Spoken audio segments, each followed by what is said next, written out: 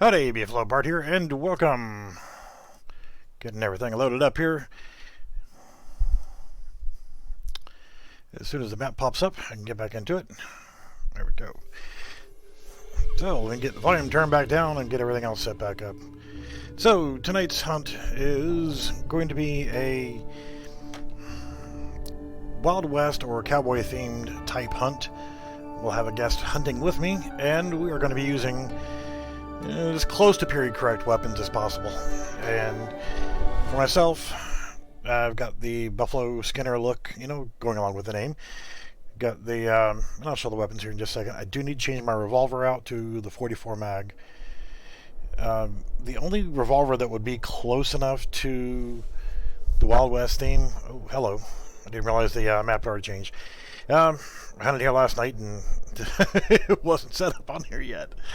Alright, so this is nice. Unexpected. Alright, thanks for the sub there. I was not expecting this to already be up. Like I said, last night when I hunted, the map was different. They've already got the Halloween decorations up. So this is kind of a shock and pretty cool. But yeah, the weapons I'm going to be using is the Buffalo rifle, which is a Sharps rifle with scope. And yes, they did have scopes back in the old Wild West days and in the late 1800s, actually 1890-ish. Let's see. I'm also going to be using the patched round ball cap lock black powder rifle. No, they wouldn't have had speed loaders. I know it's fast.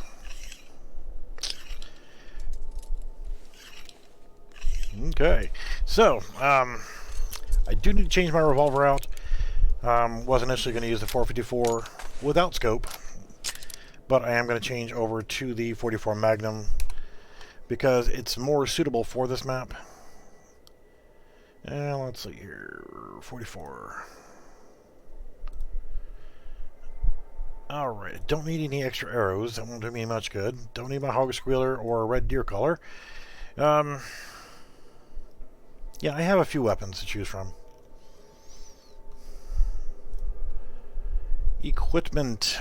Let's see, we're going to have some elk, grizzly, and coyote. So I can leave these two calls here.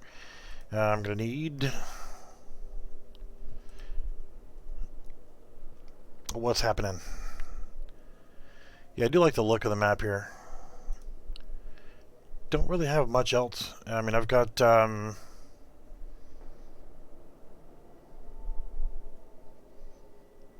yeah, I won't be doing much typing while I'm streaming, sorry. Yeah, I can't really do much in the way of typing. I don't have the chat overlay in the game. I don't have Discord in the game. I try to keep everything separate. Elk urine, eh.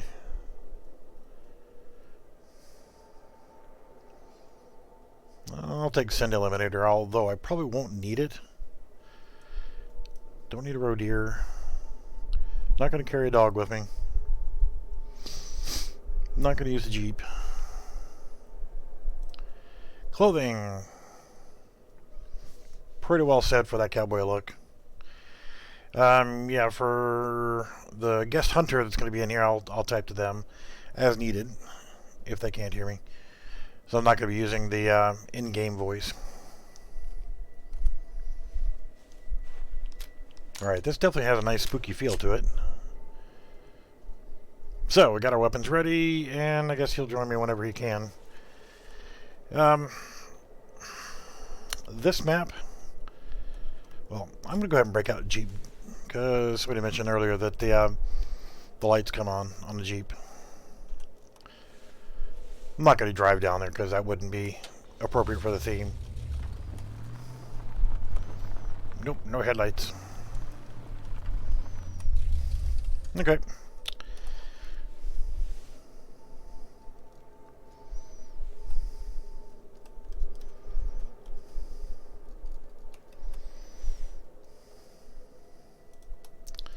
So we'll put that away. Okay, it's rather spooky.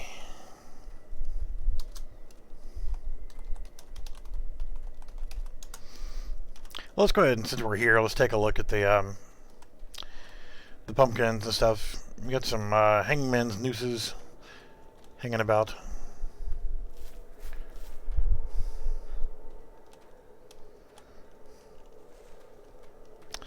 I think I was playing Call of the Wild whenever oh, nice. There's a ghost hanging in there. I don't have a lodge. I have not bought a lodge yet. Another ghost hiding over there by that window. I just haven't seen the need for the what are those? Oh, they're heads in a jar. Okay.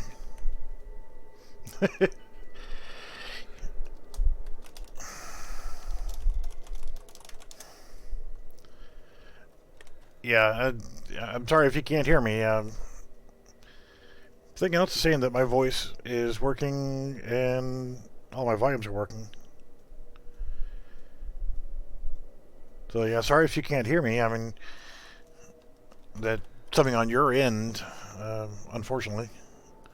Bloody handprint.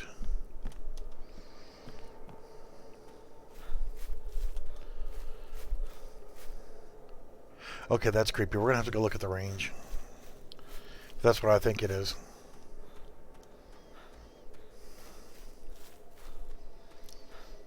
Yeah, I can see the chat in a different monitor. It's on my left monitor, but I can't easily just type on it. Alright, that's cool.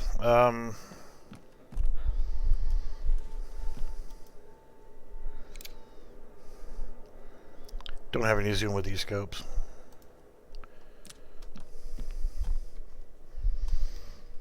Just a second, and see if I can type something in chat really quickly. Yeah, it's telling me I gotta sign in to chat. Even though I'm signed in enough to see the chat. Yeah,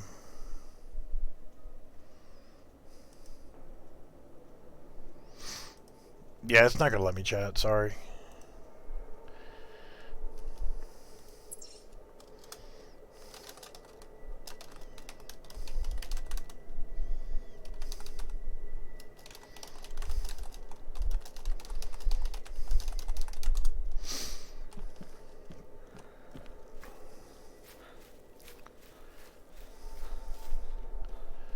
So let's see if we can look at these targets here. So kind of cool. Looks like they made the boards thicker so they can hide the pumpkins inside of them. I won't shoot while I'm right here because I'm not in the actual range portion. There's a hangman's noose setup over there.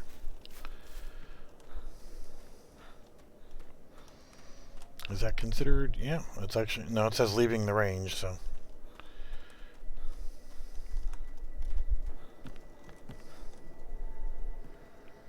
I'm just going to shoot one target really quickly. Just see if there's any kind of effects to it. Nah, okay. Would have been nice if there was like some kind of effect that happened with it. Hello. How many times I gotta hit the button to stand up? Thank you. Don't need a sprint. Alright, so this is pretty cool. I like that. It's gonna make this a hell of a lot more spooky. I didn't think it was gonna be like this.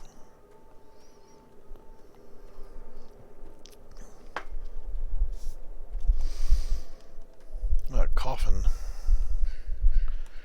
A shovel.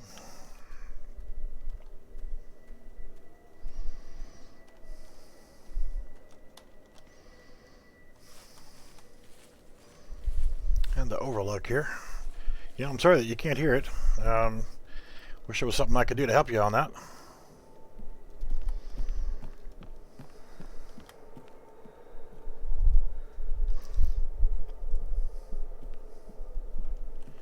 Yeah, this kind of makes me want to turn off the lights in the room, and when I'm not on the stream, that is, and you know, turn off all the lights and crank my volume back up. When I'm streaming, I've got the volume turned down so it's not bleeding over, but whenever I'm not streaming, I've got the volume cranked up really loud. That way I can hear every footstep and the leaves rustling and things like that. So, if you're not familiar with the map, and you know, I haven't hunted this map a lot. I generally hunt this basin area right here. I have gone over here a little bit. I need to spend some more time here, but I know that I'll be spending quite a bit of time here for the Halloween event. What I'll do is I'll come down over here and we'll visit the dredge. And usually by the time I get over to here, there's usually at least a one elk, if not a grizzly bear or wolf.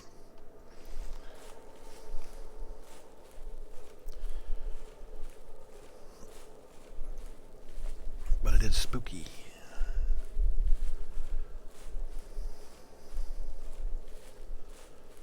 Oh, well, I guess I could, I have the filter for my sunglasses. I keep forgetting about that too. But actually, it's a lot more spooky like that. But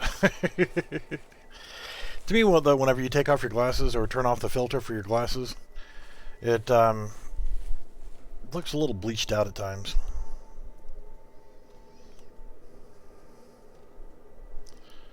What is this? Someone digging a grave or something down here?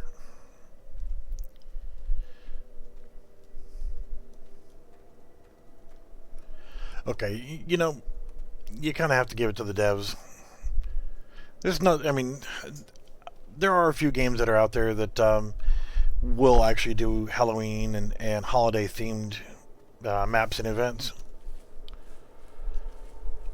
Not as many as you would think, but I know that it's something that I appreciate. So even those look a bit weird.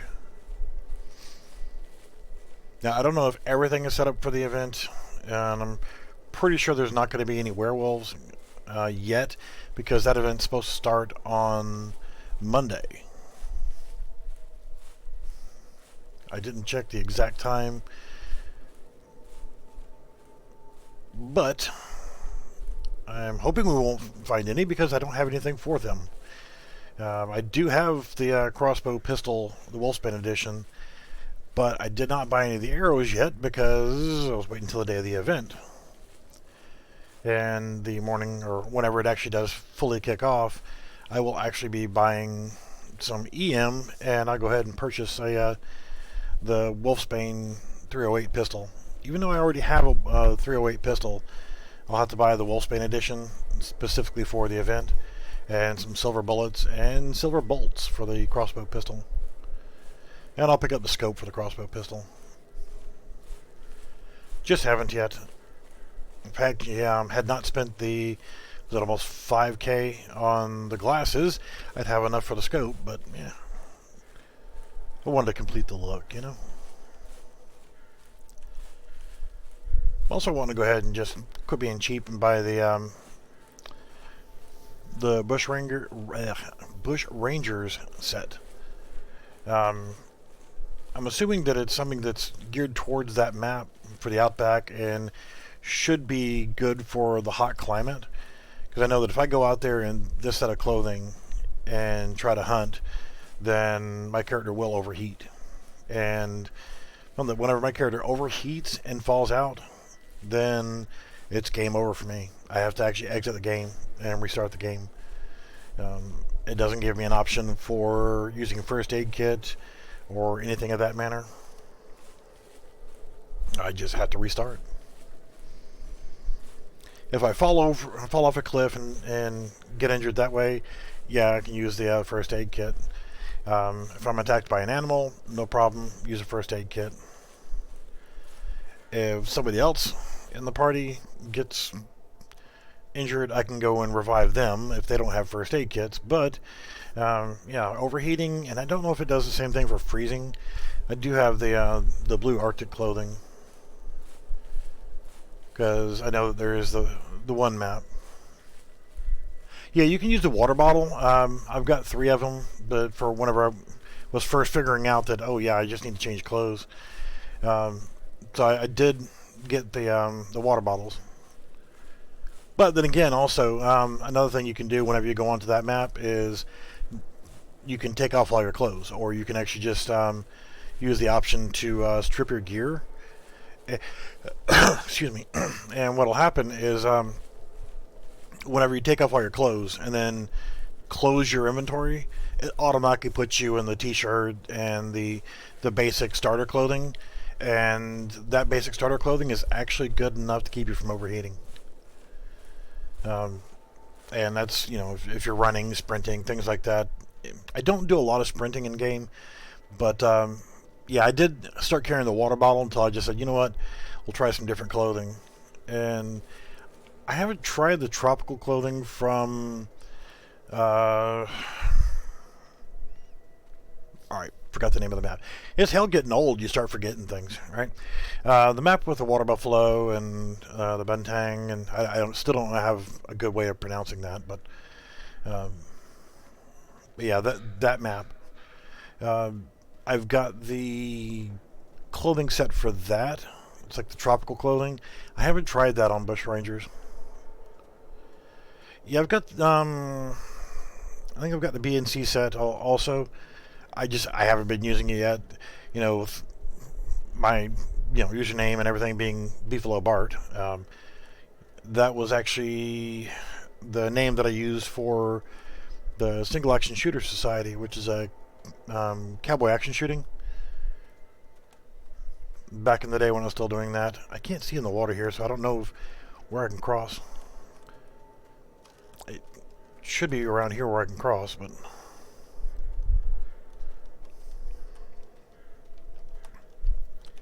So that was an actual shooting, cowboy action shooting stuff. And back then, the other channel that I had, the viewers and stuff like, oh man, it was a blast. Not trying to be metaphoric. Yeah, I can't see enough of the water here to know where it's shallow enough to cross. There are places along here to cross. I just don't see it.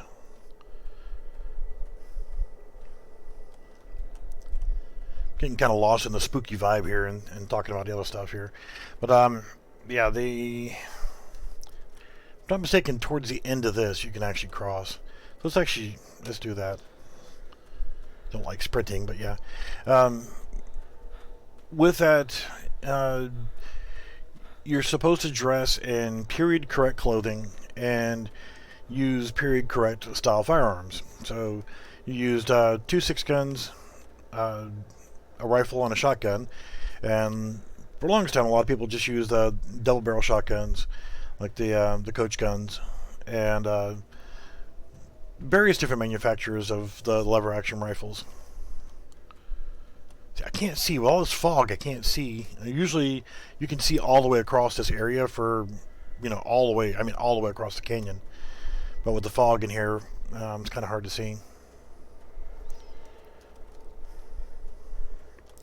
The period clothing, period firearms, and all that kind of stuff, you get to dress up as a cowboy, and you can choose to be period correct or spaghetti western style. So if you wanted to have all the conchos and that kind of stuff, you could do that. And you actually lost points if you showed up with clothing that was not period correct. So I had a pair of I went with pretty much the same kind of vibe, the Buffalo Hunter, because the game group and everything that I was in, and I put it as a poll. Everybody else in the group kind of picked a name for me, and this was the name that ended up with, and it kind of grew on me over the years. But with that, my persona was that of a buffalo skinner, so I kind of dressed accordingly. I had a pair of moccasins that were handmade and hand stitched by an Indian reservation in Arizona. Love those things. Expensive, but worth it. I mean, they were hand stitched. They looked period correct, the right color leather and everything else. It wasn't heavily frilled and fancy like the some of the ones you see in the movies and stuff. It was simple, plain, but I actually had them do the soles instead of it being like hard leather soles or something like that. I cheated a little bit and had crepe soles that actually had a little bit of non-slip pattern on the bottom of it. Because at first when I started wearing them, those things would not prevent water or anything from getting them and affecting them. And if there was wet ground, you were slipping and sliding. Might as well have been on ice. So if anybody hasn't been up here, we'll take a peek up here on top of the dredge really quickly.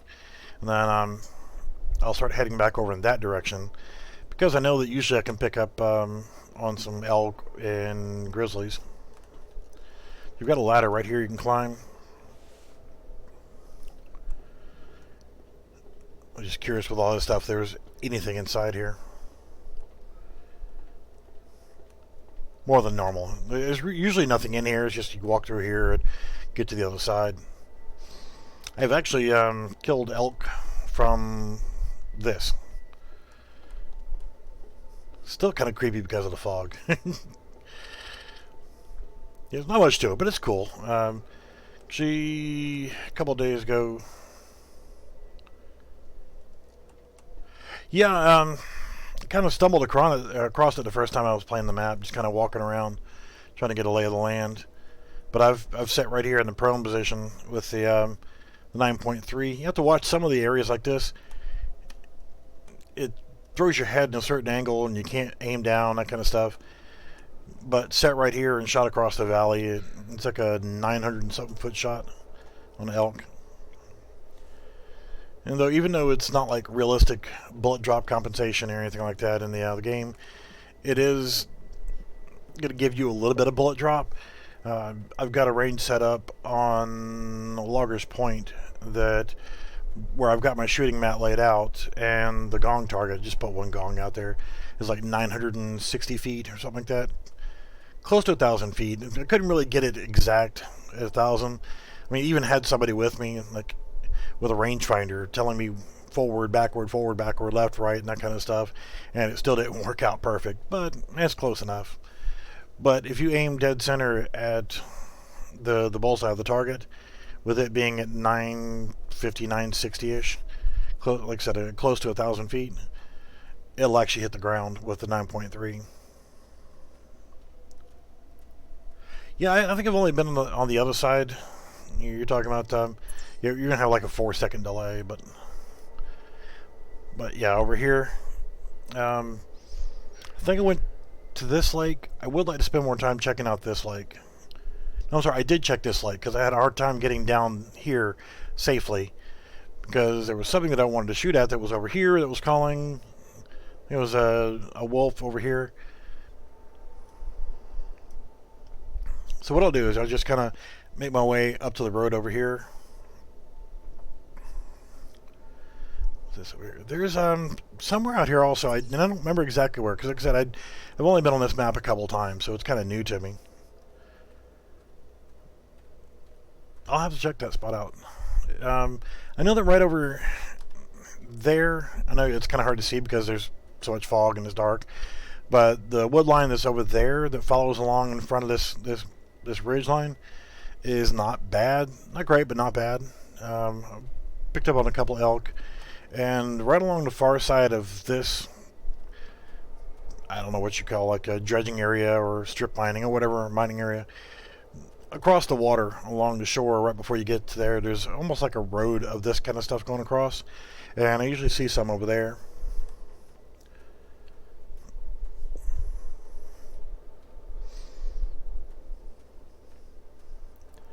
Actually, my first grizzly on this map was on that road, aiming towards where I'm looking now. Like I said, it's so hard to see everything right now because of the fact that it is all the fog and everything else. And I started... Oh, wait a minute.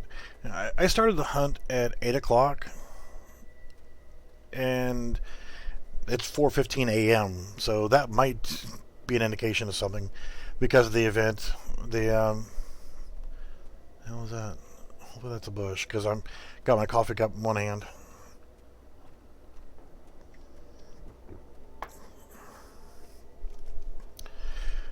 Yeah, me and I was hunting with Eagle, and we came across a like a burned down house,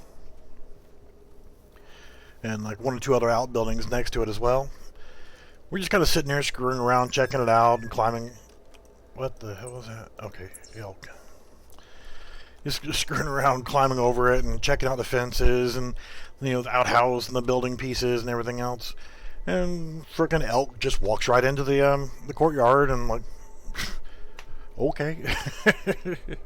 I let Eagle go ahead and take it, but just shocked me that we're just sitting there goofing around, and all of a sudden it just walks right on in. Like what was caused me to be a little bit late starting this hunt was actually on a hunt with somebody else who was supposed to be joining me in the stream, but yeah, he and I were on another map. I was going after some wild boar, just try to work on a mission, and he started off. I've got the waterfowl blind set up and a spread of decoys, and he was hunting geese, and wasn't having much luck with any of them coming in, and just a bad day for geese, I guess I could be calling for... I got the volume turned down. I couldn't hear exactly what it was, a male or female that called, so I don't know. That's a female, I know that for sure. Yeah, it's a new trail, so maybe it is a male that called, but it should be over there somewhere. We're sitting there calling geese, trying to get them to come in, and whenever you're sitting in a waterfowl blind, especially on that map, you got roe deer, and everybody loves roe deer because you're sitting there trying to walk somewhere, and there's a roe female that's right there in your frickin' path that spooks and runs off whatever you're stalking, So whenever I'm sitting there waiting between the runs of geese, I'll sit there and call the roe deer in, and then just scare the crap out of them, make them run away. Doesn't hurt anything. Just something to do while waiting on the geese to show up. And as we're sitting there, I'm calling in this roe deer. We're both standing up in the waterfowl blind as I'm calling this roe deer in. We're watching it walk across the field, and I'm like, yeah. And something just told me to turn around. And as I turned around, it was a red deer about 50 feet out. It was like, hello. I had the 9.3 by 74R with me, what I call the classy cannon or the cheat cannon. And lowered the boom on his ass, and he dropped where he stood. But holy crap, just wasn't expecting it. Wasn't calling for him. Was calling in the roe deer to mess with it.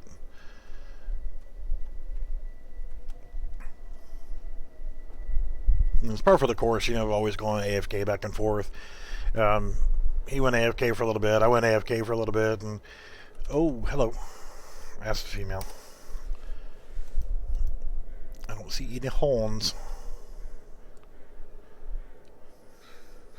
But I'll still take the spotting points. I know for the longest time, I've been playing for off and on ever since shortly after the game came out. Here, kitty, kitty, kitty. Oh, that was a male. Stuff. So, the male is a little bit farther past where she is. So, what's the chance that she's going to spook the male and make him run now? I guess we will see. No, the event actually starts on Monday. And now, I've seen these before, but if you look up ahead, I don't know if you guys can see them good, but it's like buzzards circling overhead. They're always there on the map, but it's even more creepy now that it's dark like this. Yeah, and I'm afraid she probably did run directly towards him, and then he probably freaked out as well. So we shall see.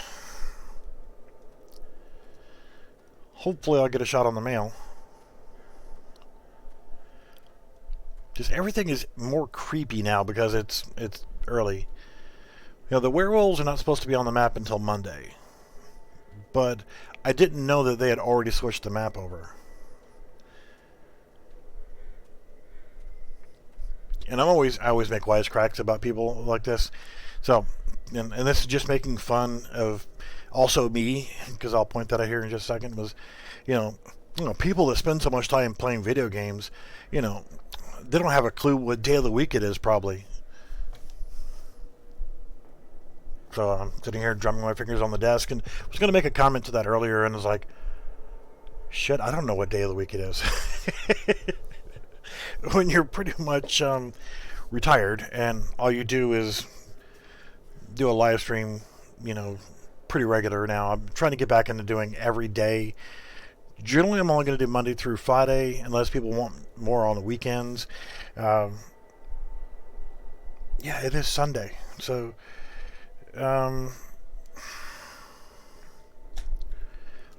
but it's not.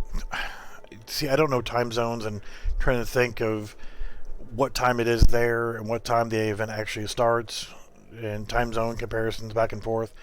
I'll look at that later when I'm not streaming, but I know that officially it starts tomorrow, which is going to be the 28th. So technically it's tomorrow because I'm here on the East Coast. Now, I'm also not the kind of person that gets freaked out in a video game. You know, oh, yes, it's his spooky, this is kind of creepy feeling. And I'm pretty sure it would be a whole lot worse. I wish I could say I remember those days, but right after I graduated from high school, I'd already signed up for the National Guard when I was still in high school. So, by the time I graduated, like 2 weeks after graduation, I was going off to basic training. That's her fleeing track right there, and this is one of his tracks. So, I mean, the day of graduation, we hopped in the car and headed to Disney in Florida. And then within 2 weeks, I was heading off to basic training. A good old Fort Benning, Georgia.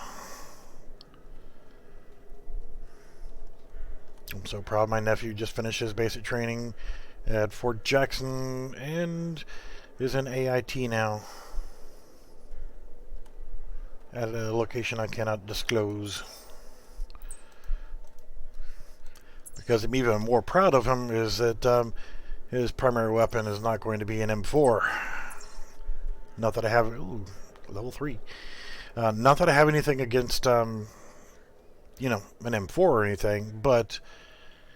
Yeah, I love my nephews. Both of them. And, yeah. If you're going to go in the Army...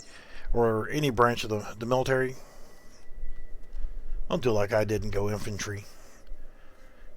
Went infantry because I thought it was going to be cool and get to blow crap up and shoot machine guns and throw hand grenades and all that kind of stuff.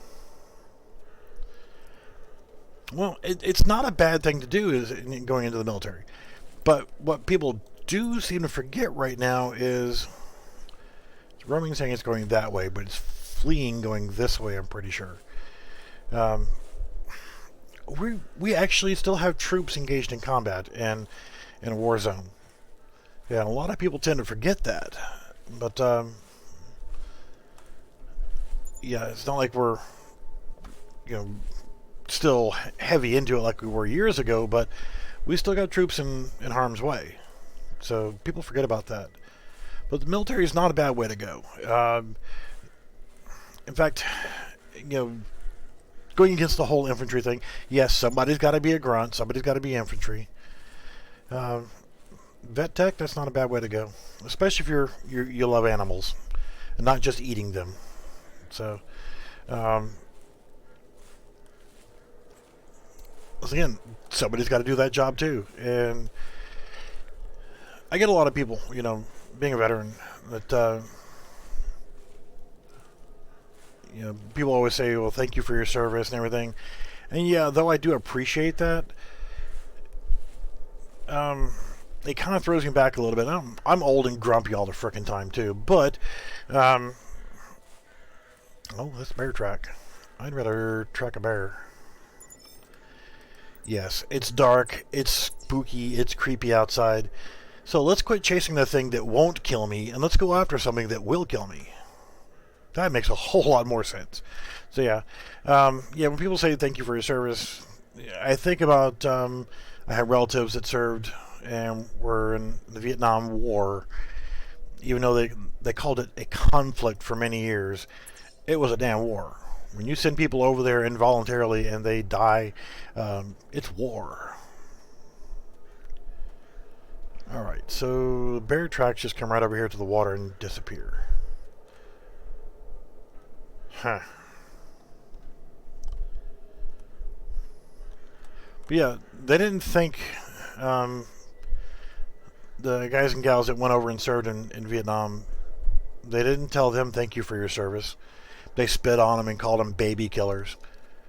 You know, they assaulted them. They burned down their houses and, you know, wrecked their cars and stuff like that. They just treated them like crap. So that kind of throws me back a little bit. But also the fact that if you're going to thank me for my service because I served in the Army, or, you know, somebody else that served in the Army or Navy, Air Force, Marine Corps, thanking them for serving their country, what about the kid that works at Taco Bell? I don't want to frickin' work at Taco Bell. Do you want to work at Taco Bell? No, nobody really wants to. Oh my God, when I grow up, I want to work at Taco Bell. Nobody really wants to do that. But I'm thankful as hell somebody does, because that way I can go to Taco Bell and feed my fat ass. Oh, shit.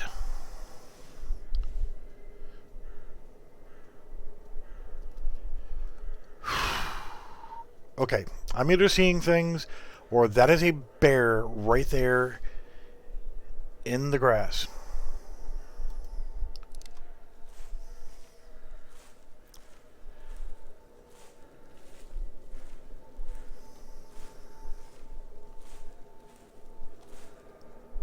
Holy shit.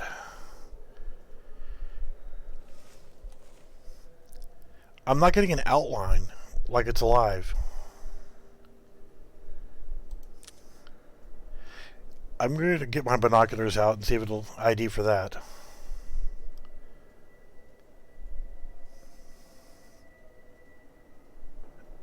Yeah, it's not IDing like it's alive. It could just be a rock.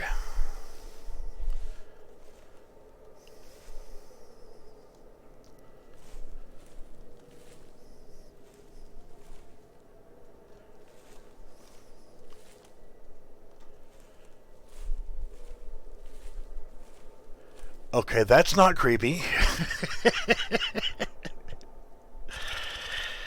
Like I said, I haven't spent much time on this map, so I haven't seen just a random dead animal in the game before.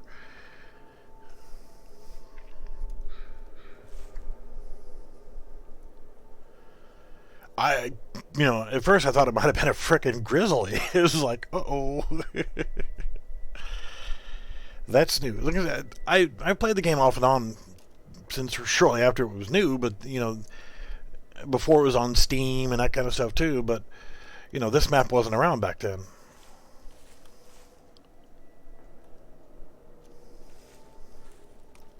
Get up. Do CPR. Get up. Get up. Get up.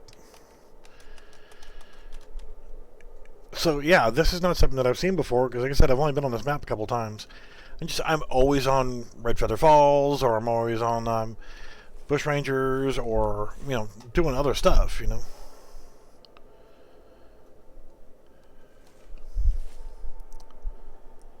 Yeah, it'd be a great idea if I could actually see anything. I mean, I couldn't see her until I got up on top of her. I mean, it was what, like this far away before I actually saw her because of the height of the grass. I mean, if I could get right over here, like on this rock maybe, or right over here, since it is getting a little bit lighter out. Time still says 4:15. It said 4:15 like 20 minutes ago when I looked at it. So is it me or is the time just frozen? I didn't play this last year during the Halloween event, and I don't remember if this map was around back then either. So I imagine I could get right up here. Well, see, I saw the red dome there, and that's what I was actually going to for the bear. I mean, technically, I could probably sit right there, and if I could see better. But with this fog, I'm not going to be able to see. Yeah, I mean, it's got to be frozen, because, I mean, it's said 4:15 for forever now. And you got the creepy overhead clouds and that kind of stuff. But I went over here because I saw the red dome for the bear track.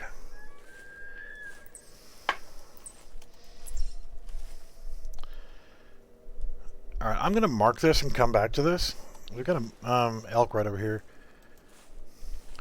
Because there's actually grizzly track right there by the ass end of it. And I can't see it now, but whenever I get far enough away from it, it'll show back up again. So I'm going to get back up on top of this hill right over here and see if I can call this elk. Maybe the grizzly killed it. Alright, so that's another one of the grizzly footprints right there. So I can come back to that. I've got it tagged on the map as well, so deal with this elk and then we'll come back to it. God, the visibility is so terrible.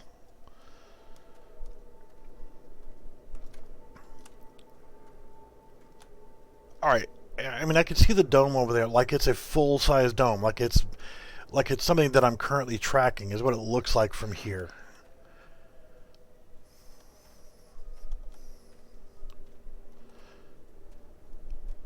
So yeah, I mean, you know, I was saying about the Taco Bell thing is, you know, nobody thanks the guy at Taco Bell for his service, or the girl working at Taco Bell. See the female again. Don't want her.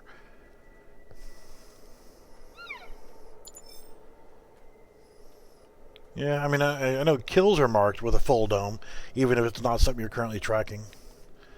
You go away, cow. Damn it, she just spooked again.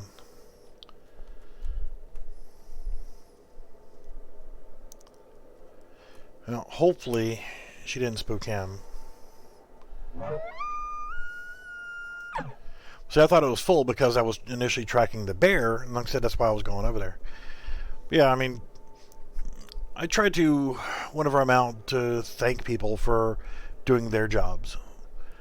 The people that work at the gas station when I go in there to buy gas or smokes or whatever else. Smoking is bad, don't do it.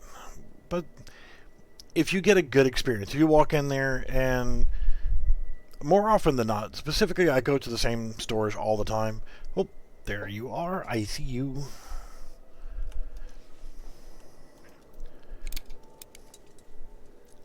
I'm going to have to take the shot.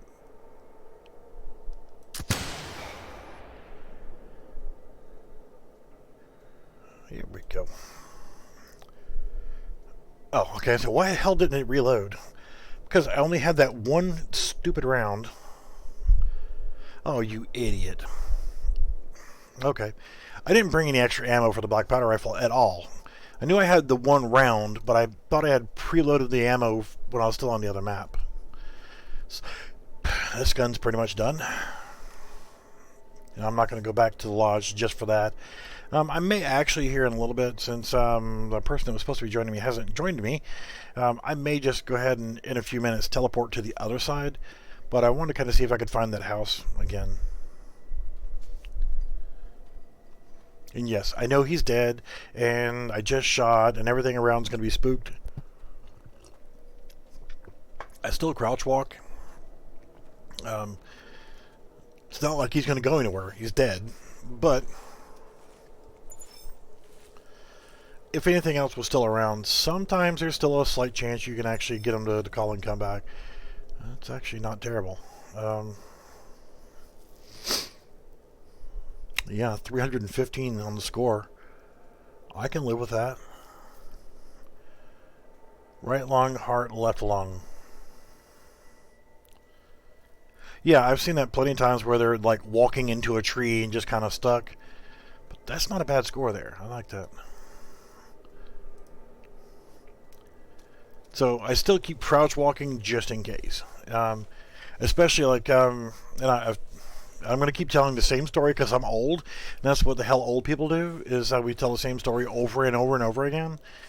So, yeah, sorry. I'm warning you ahead of time. I've already told this story. I'm going to tell it again. About 4 or 5 nights ago, was trying to finish up on the whitetail missions. So I'm actively seeking whitetails, nothing else. I've already completed the elk missions. I'm on Red Feather Falls, just south of the archery addictions range, and I'm just Normally I start from the other lodge and work my way northeast, but for some reason I decided I was going to start at the archery range lodge and work my way south. So as I'm working my way south and I'm crouch walking like this, just taking my time, and elk calls. Whatever. So I went ahead and called, and I hear the elk call again, and it wasn't him. It was another one in almost the same location. I'm like, okay, fine, it's two of them. Well, I just happen to have the dreaded, what is that? Okay, grizzly bear roaming. The snakebite compound bow. Alright, see, the dome went away now that I'm getting close. So that's what made me think also now that the grizzly bear might have... Okay, I can harvest it. Like, that makes a whole lot of sense. No score, no CSS, no nothing on it.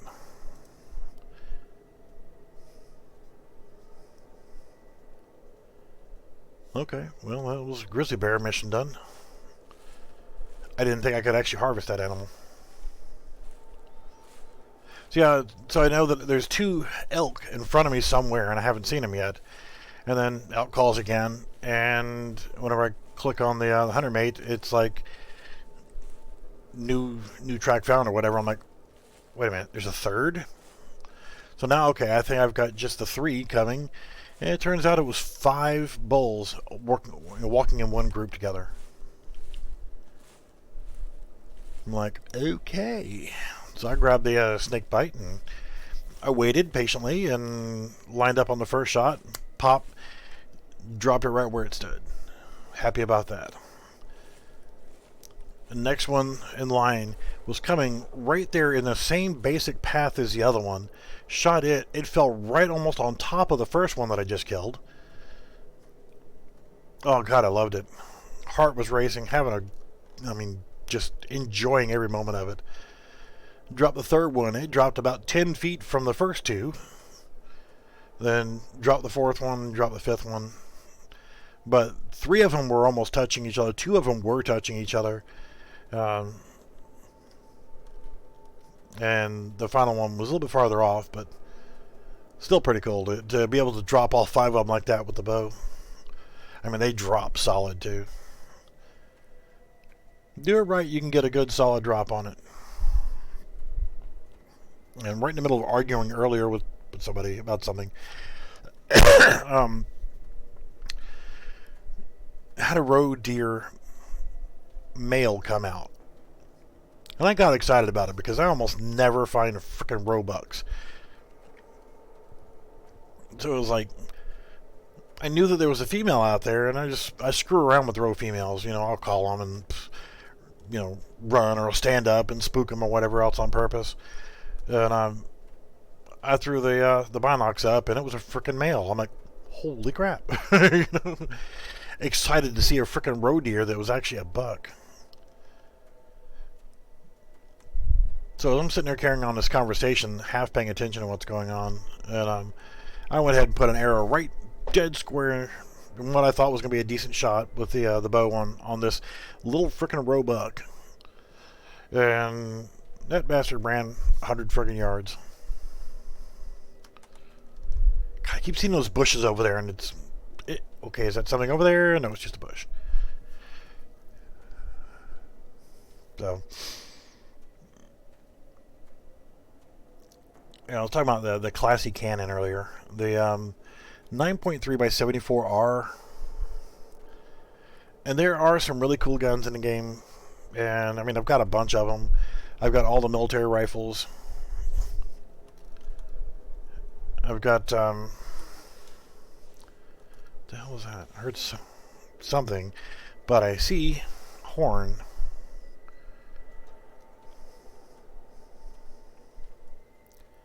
That might just be an antler only.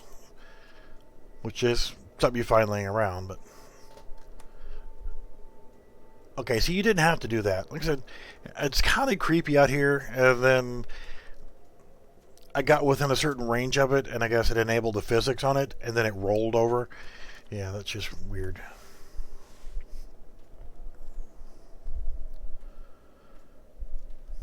I just saw the antler sticking up as I was getting close. I was like, is that a deer or an elk rather? Calculating treasure. Yeah. See, I constantly think, because a lot of my videos in the past couple years have been primarily, teaching introduction level stuff to Unreal Engine 4, video game development. So I'm always, whenever I play a game, I don't play a game as a gamer, like the average person of, I don't see a game as just a game anymore. I see the game as, how did they do this, and how is that leaf falling from the tree? Okay, that's just a particle effect, and you just go ahead and place that into the map next to the tree, and it's just an existing particle effect. Or like the antler right there, with the way that it was set, it did not have physics enabled on the object until you got within a circle or a certain range to it, and then it enabled physics to allow you to be able to pick it up.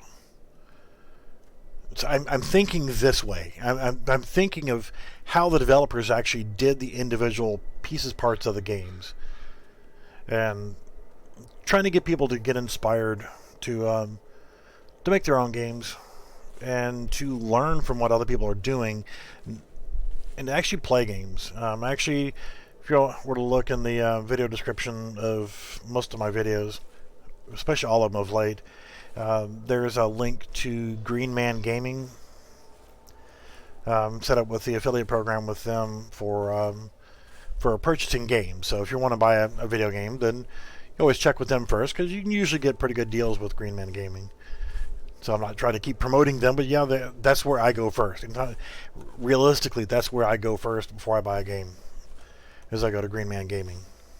And because I've actually saved money with them. I'm not one of these people that overly gloats about, you should go and buy this from this place or whatever else. I could care less. And I'm not going to promote anything, and I'm not going to talk about any product or company or whatever unless I've actually dealt with them before and trust them. So, yeah. But, yeah. So I try to get people to, well, here, go check out this game. This will give you an idea of how to fix the problem of how somebody else did it to what you're trying to do. You're trying to make a hunting game, or you're trying to make a shooter, or what have you. So you can see how other people have done it and get prime examples, and then help them kind of get through their issues of building that portion of it. I don't like this low area right here. One of the things that I usually try to do whenever I'm actually paying attention on a hunt, instead of walking through this deep grass like this, is actually aim towards high ground. Now, if you're, in a combat situation, no, you wouldn't want to be on the high ground. You'd be on the side of the slope or whatever else. But I tend to try to lean towards walking on the higher ground areas, so I can get better visibility, which is something I need a lot of help with right now because of the fog.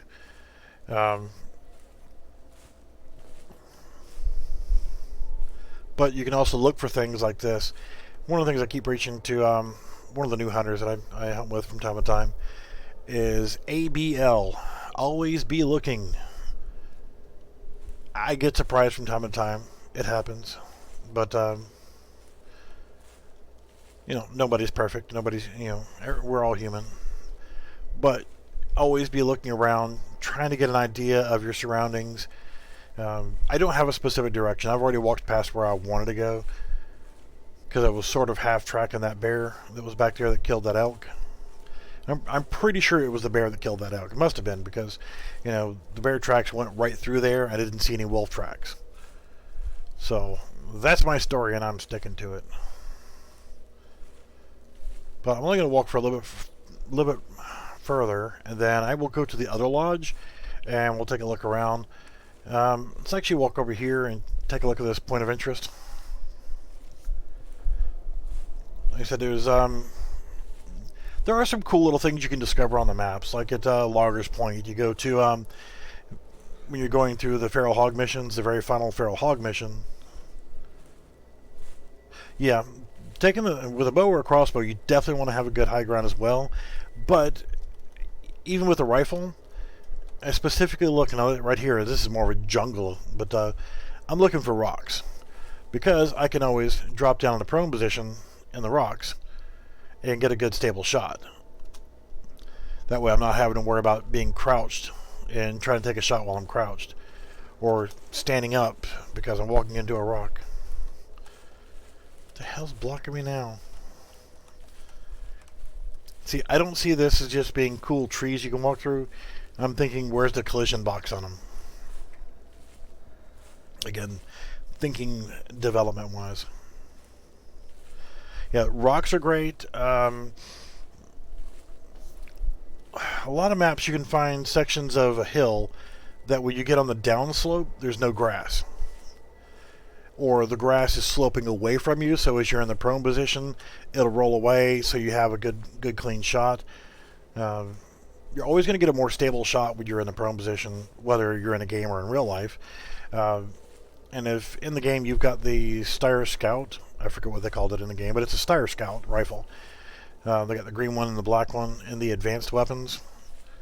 Whenever you go in the prone position on a flat surface, like the ground or hill or something like that, it will actually extend the bipod legs out, which is kind of cool. Fun to play with that rifle, even though it's not that powerful. The 7mm 08 is a good cartridge in real life. It's kind of like an improved version of the 308. I like 308 cartridge. It's a good general purpose round. But getting out there on bush rangers and sitting up on the hill shooting goats, feral goats, just entertaining. Or going out to the polar map with the polar bears. Again, I forget the names of all these maps, and like Hirschfelden and Red Feather Falls, and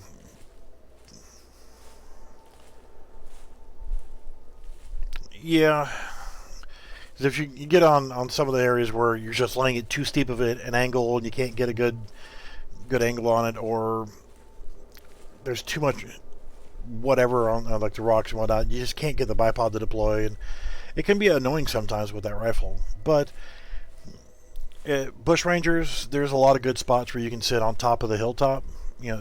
Saying top a hell of a lot, aren't I? And actually get a good shooting position to shoot down onto the plains and go after the feral goats. Just fun. Yeah, on the other one with the polar bears, same thing. You can find some good vantage points to lay out on. Still kind of kicking myself that I forgot to pack more ammo for the black powder rifle. I really haven't seen anything else.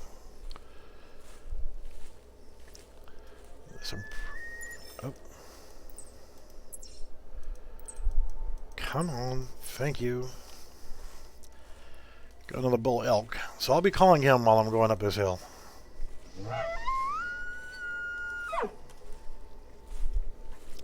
But also, if you're doing the, especially if you're doing the mission for the elk where you need to kill the cows. Oh yeah, that's why I like that I got on those maps. For shooting the goats and stuff like that.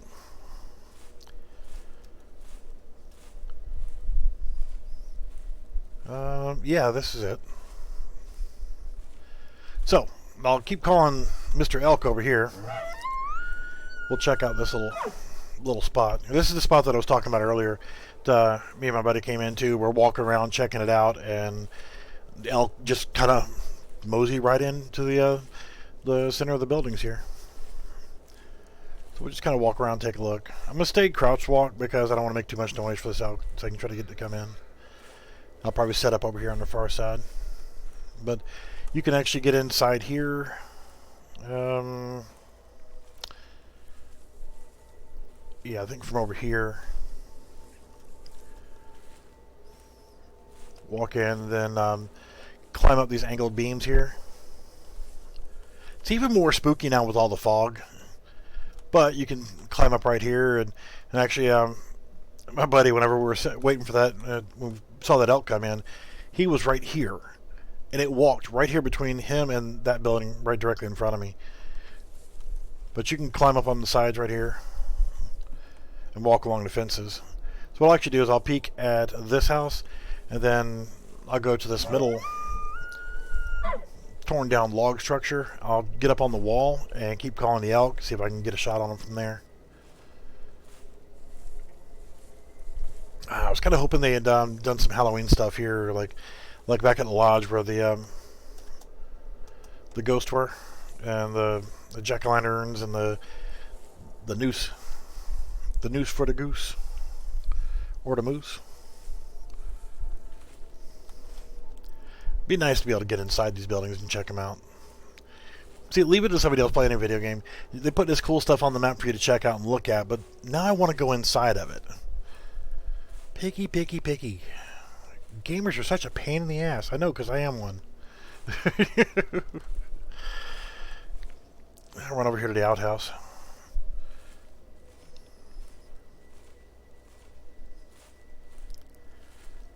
Let me in. I gotta go to the bathroom. Who puts a lid on the seat of an outhouse? Hey, I grew up in the South, and my mother's father, my grandfather on my mother's side, essentially,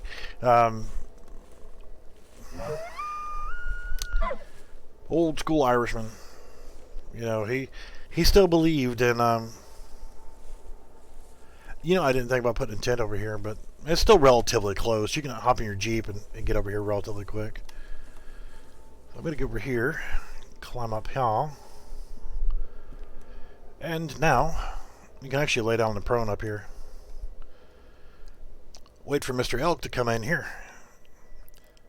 As soon as he sticks his head in my little village, I'll blow his brains out. Yeah, my grandfather, on my mother's side, still believed in... He didn't believe in using the bathroom inside. Even though they had indoor plumbing and all that fancy stuff, not that old that it wasn't available back then. But he did not like using the indoor toilets. They were just not his thing. So he used an outhouse. An old wooden outhouse, just kind of like this one back over here. We just walked over. So he had his outhouse. Well, that was his thing. It came time for him to do his business. He'd go out to the outhouse and do his thing and come back in. I know this is going to sound gross to talk about also, but he did not use toilet paper. He used corn cobs. Now, fresh corn cobs are still kind of soft on the outside, by the way. Now, they've dried up and solid husks and feel like sandpaper. And this was kind of like the running joke with him as well, but he had red, because you get corn cobs, the cob is different colors, like red and white and yellow and that kind of stuff. But he had red corn cobs and he had white corn cobs. So we asked him one day, Granddaddy, why do you have two different color corn cobs? You got red and you got white. Well, when I get done doing my business, I use the red corn cobs. Okay, well, what are the white ones for? Well, when I get done using the red ones, I use a white one to see if I need to use another red one. That's just gross. That's what I grew up with. I wouldn't have it any other way.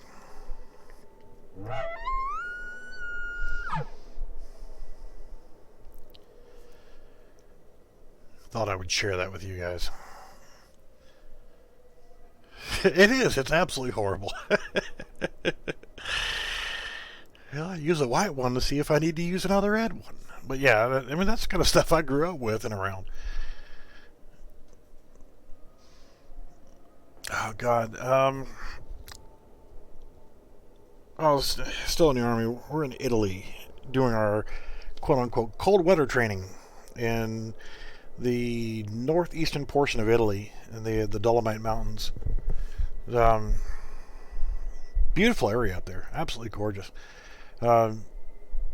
We first got there and like, all right, cool. There's no snow on the ground. A little chilly outside. I can live with that, but there's no snow. Thank God. Yeah, about 2 hours later it started snowing. About 2.5 weeks later it stopped snowing. Are you going to come up here or am I going to have to come chase you? Uncooperative elk. So yeah, so it snowed for 2.5 weeks solid. I mean, at times complete whiteout conditions. where I mean, you couldn't see even 2 or 3 feet in front of you.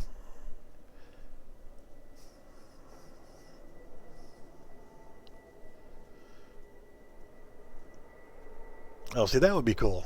There was a neighborhood that I used to go and I used to repair garage doors for a while. One of these ritzy neighborhoods on an island, and I'd go out there, and the deer were so tame. Bucks and does, they would walk right up to you. Well, you're sitting here talking to somebody. The deer would just walk up to you and just stand there looking at you like, dude, you got something to eat, bro?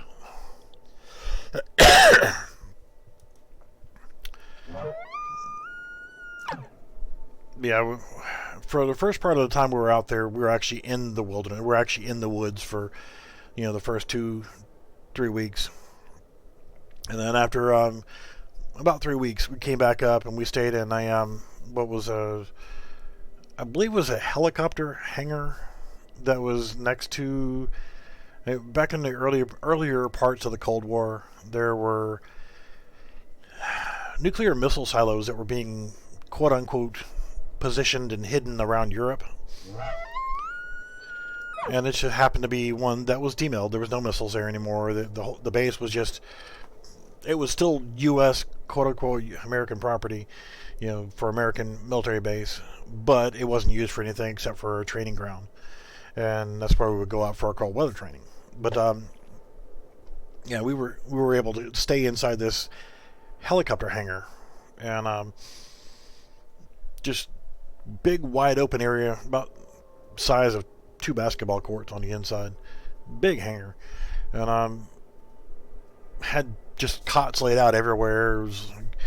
But our restroom accommodations, I don't think this out's going to come up here. I'm going to have to go look for them.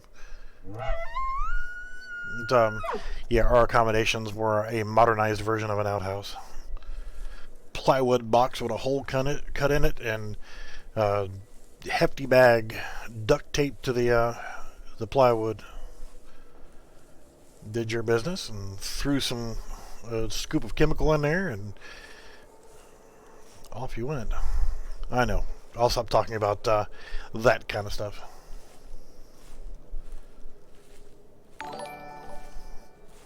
Well, thanks for the sub there, bro. We're going to have to go looking for this elk. Alright, check out the moon. That's cool. Time is still 4:15.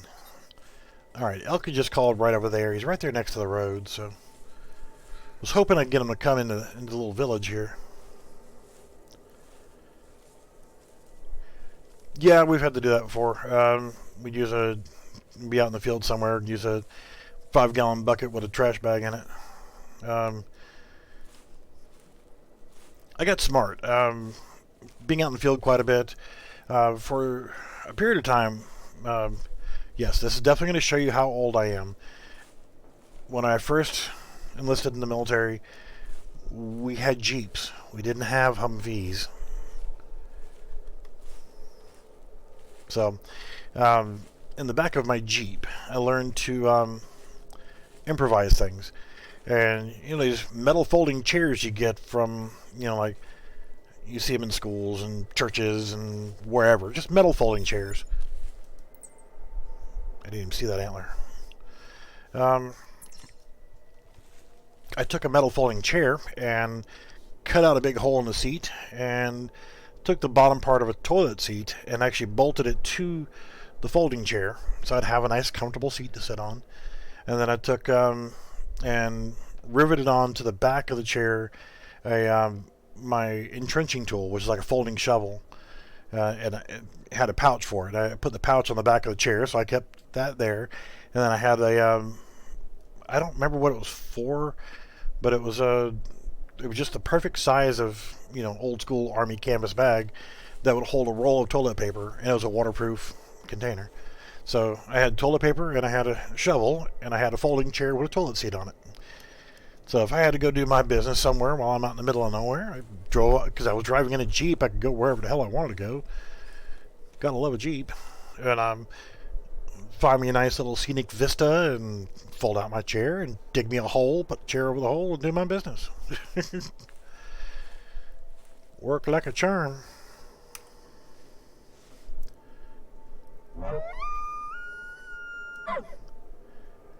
I know this is a terrible topic you guys got me continuing to stay on here of talking about toilets and bathrooms and pooping and stuff like that. Um,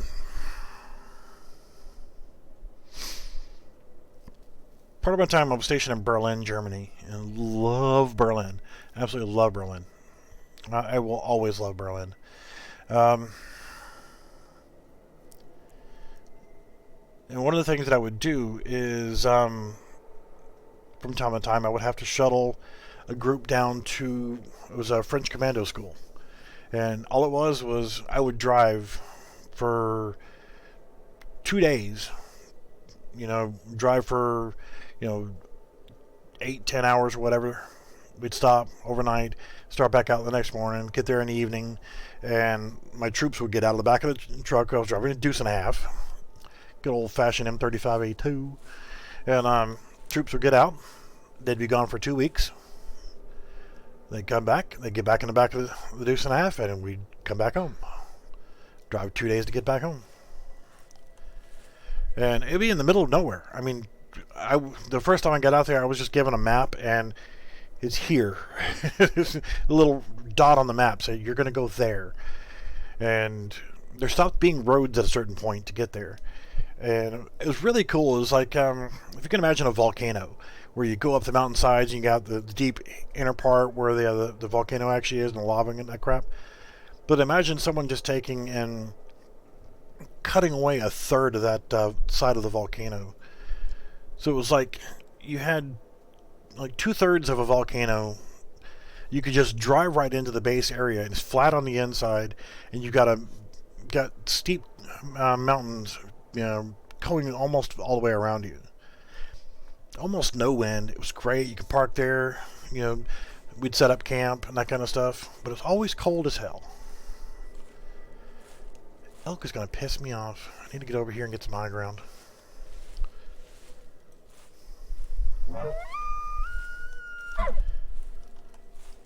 So that was another place where my chair really came in handy.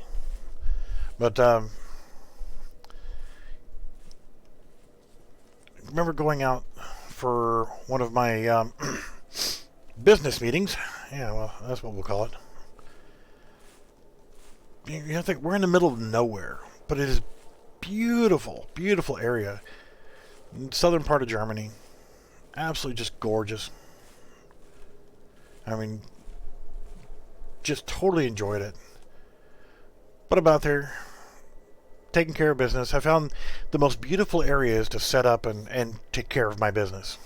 And I'm sitting there just doing my thing and enjoying the view. And a hiker just happened to be coming along, like right near where I was doing my thing. They look up, smiled, hi, how are you? Just waved to them, and they just smiled and waved and kept on going.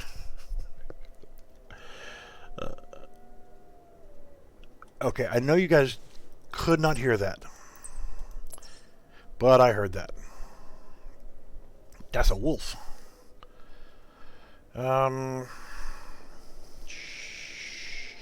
Shit, fall back in it. Before I start calling for the wolf, I could hear that faint sound. You see, I've got the volume turned down, so you guys are probably going to hear it better than I do. So normally I've got the volume turned way up. I can hear everything. But with this creepy environment, and just to hear off in the distance that sound of a wolf howling, it just adds to the whole ambience. Damn, is there going to be anywhere where I can set up for a shot before I start calling him? So I'm going to use the pistol.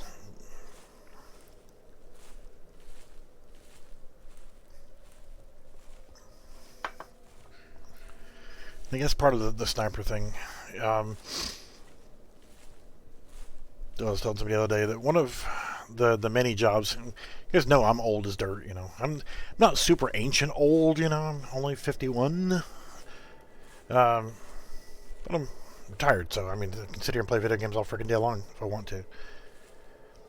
It's mine. I'll wash it as fast as I want. I'm sorry, something totally different. So yeah, one of the jobs that I have, was working as a designated marksman for a private security firm that, for this particular situation, we were on a private island, and the only way to the island was by boat or by helicopter. Oh, good God, I'm not going to find anywhere good to set up and shoot from. So part of my additional duty, since there's not usually a whole lot of call for, basically a sniper or a designated marksman, you don't get a whole lot of call for that line of work, so you have to have other things to justify your existence, and part of that was animal control.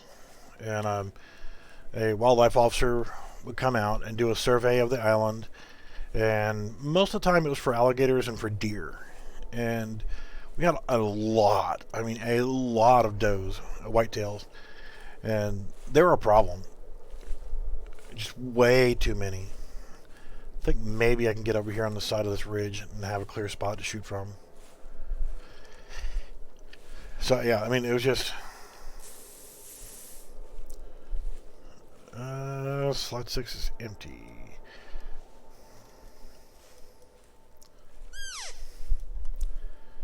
The elk calf. So you're doing a mission for elk where you have to shoot the cows. This thing works a charm.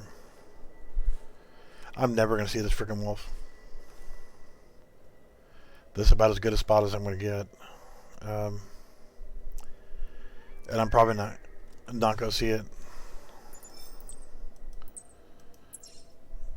That bull elk is all the way up the freaking mountain now? You pain in the ass. I think I'd rather go for the wolf.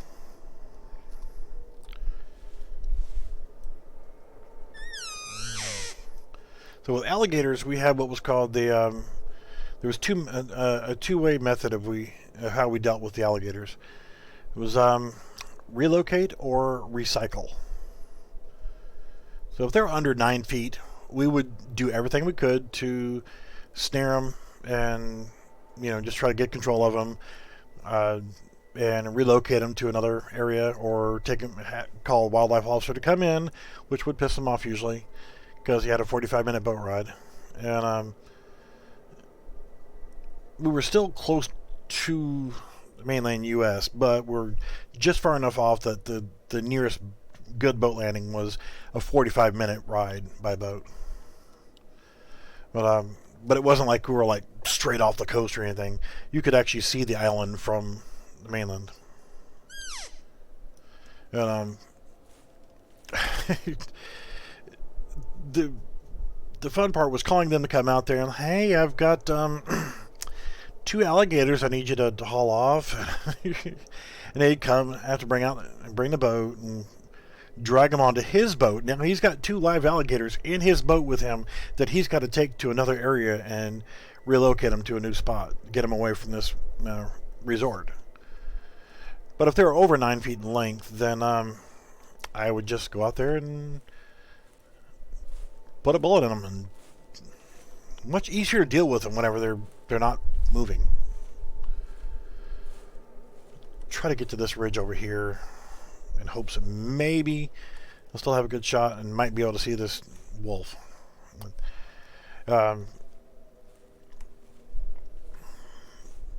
It's part of the other things. I had a bunch of other tasks that I had to do just to verify my existence on the island. And part of that was also a training officer to train the new meat on how to... You guys are probably going to hear the things before I do because I got my volume turned down.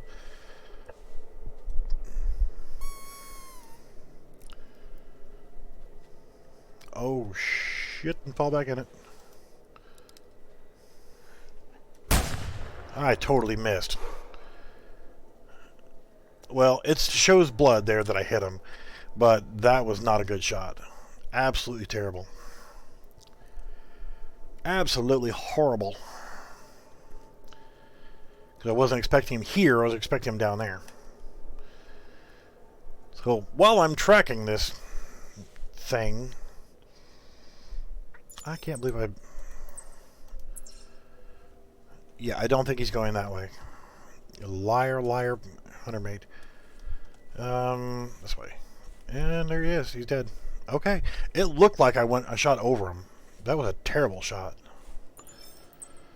I was training. I trained a guy. He's probably 21. A headshot, but that was just crap shot, man. One gray wolf. Yeah, that was my first gray wolf. So I don't hunt this map. Hey, another mission complete. How about that? So, yeah, I trained this guy to work, but not on the island. We had an office complex on the mainland that we kept security there over the night. And this was his first night to be alone. And since it's close to Halloween, we're talking about Halloween stories and spooky stuff. But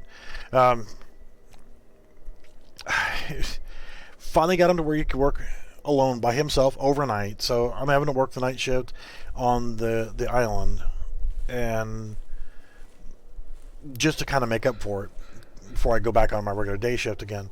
And so I've got a second. Normally it's only one person at nighttime on the island and one on mainland, but just worked out that I was the number two guy on, well, I'm not number two guy, but was on the night shift that night with somebody else on the island while the new guys over on the mainland. And we got radios, fancy cool radios that digital, and they have cell phones built into them, into our handheld walkies. Yes, this is even before texting was a thing. So yes, I'm old. Leave me alone. What is this L-shaped line over here? I haven't checked this out before. It's like an L-shaped line there. It was like 2:30, 3 o'clock in the morning, and told him how frequently he needs to do his patrols and vary his routine and this and that and everything else. And he gets out there and is doing his thing, and he calls me on the radio. I'm like, okay, what's going on? And he's like, I think I see somebody inside on the second floor, looking up into the window of the second floor of the building. I'm thinking, dude, you have the keys. Go check. You have a gun. Go check. That's your job, is to check things like that. So I'm like, okay, new guy. I don't want him to get all gung-ho and flipping out and, that kind of stuff. But he's freaking out. And he's like, I see somebody on the second floor through the window, and they're just watching me. They're standing there at the window just looking down at me. I'm like, well, if it is somebody, they're probably scared. They're wanting to not move or whatever, and make you think that they're not there, so you'll go away or whatever. Just casually walk over to the stairs, go upstairs. Don't draw your weapon, but keep your hand on your gun. I'm telling this guy step by step of everything that's going on. I think it's a ghost. And me and the other guy, we're sitting down having lunch, late lunch, and we're both sitting at one of the restaurants that's closed. We fed ourselves at nighttime, so fringe benefits. We're both like, oh my god, did he just say that he thinks he sees a ghost? It's like we're smacking our foreheads like, oh my god, please. I'm like, okay, hold on just a second. I'm going to get you some backup. So I get on, the phone part of my radio, and I call the police dispatcher to come out. And so now the police officer comes out, and gun drawn, flashlight out, and, our guy lets him in, and police officer clears the area, goes in. It was a frickin' coat hanging on a coat rack. Somebody had left a fan on, so the fan was blowing, and it was causing the jacket to move every so often. But dipshit swore he saw a ghost. He didn't last very long with the company.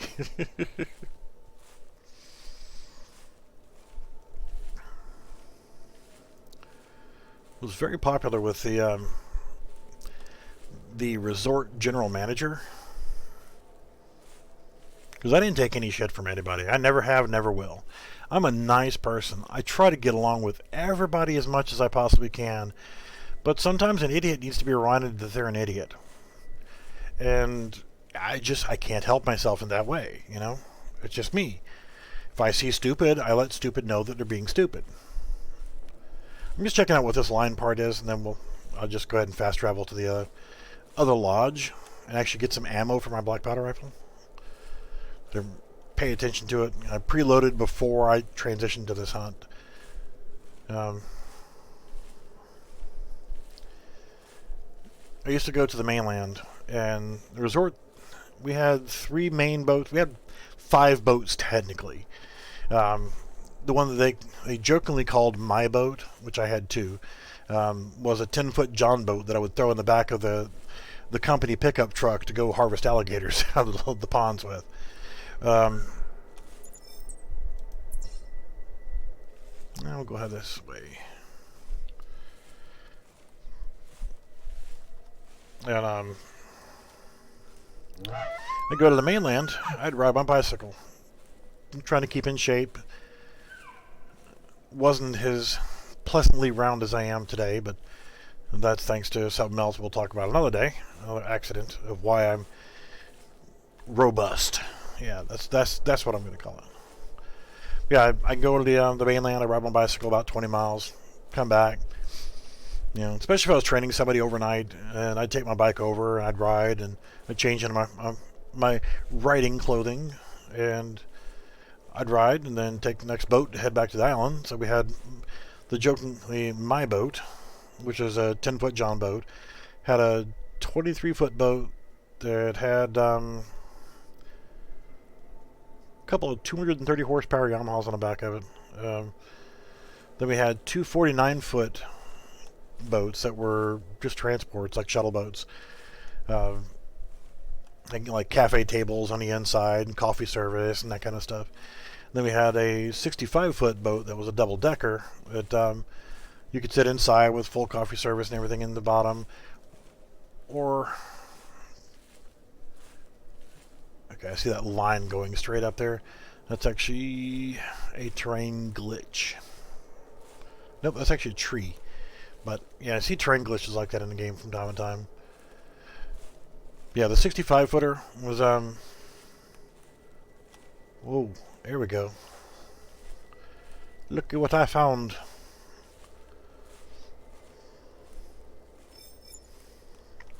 It are a skull. Green skull. $1 skull dollar. Okay. Interesting. Let's spend more time running around here. Shame this is so foggy. But yeah, I love the 65-footer because I can sit up on top and open air and that kind of stuff. Totally forgot why I was coming down this way for that elk, but yeah, riding the boat back over to the island because I lived on the island. I rented a house there, and I lived in squalor. It was, oh, that's a female elk. Now that I can hear it, it was this horrible little 5,500 square foot 5-bedroom house. It was just terrible. God, I think I paid like $400 a month for that house. The owner of the house didn't stay on the island much, so he said, "Oh, I'll make you a good deal. Give me." At first, it was like, "Give me $400." I see a spider web. Give me $400 a month, and you can stay there. After about 6-8 months, he's like, "Don't even worry about paying." So I had a 5,500 square foot house that I lived in for free on the island. That is interesting. Now, what happens if I walk into the spider web? Okay, nothing. Still cool.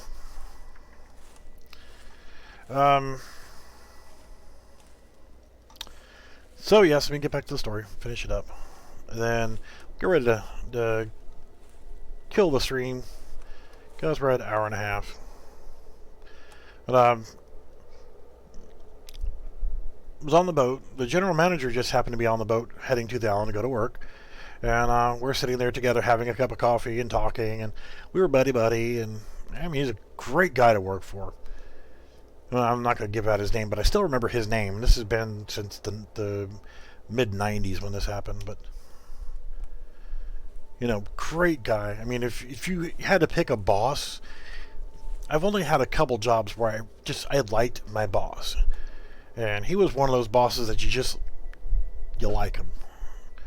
So we had coffee, hanging out, chilling on the boat ride, and we get to the island, and we go our separate ways. He's going to go to work. I'm going to grab my bicycle and roll it off the back of the spider web up here, off the back of the boat, and make my little ride to the house. Only like a quarter of a mile from the boat landing to my house. And as I'm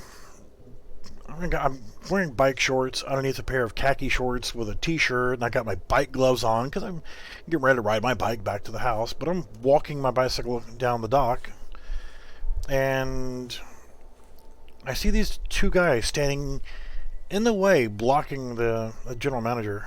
He's trying to get off the dock, go get in his vehicle, and drive to work.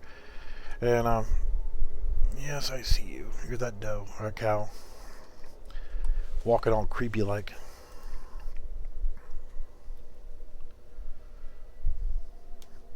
But I'll get the spotting points.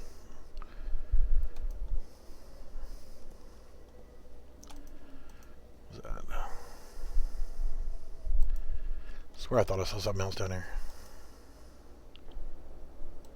Yeah, these two guys are blocking him from being able to get down the dock and get to his vehicle.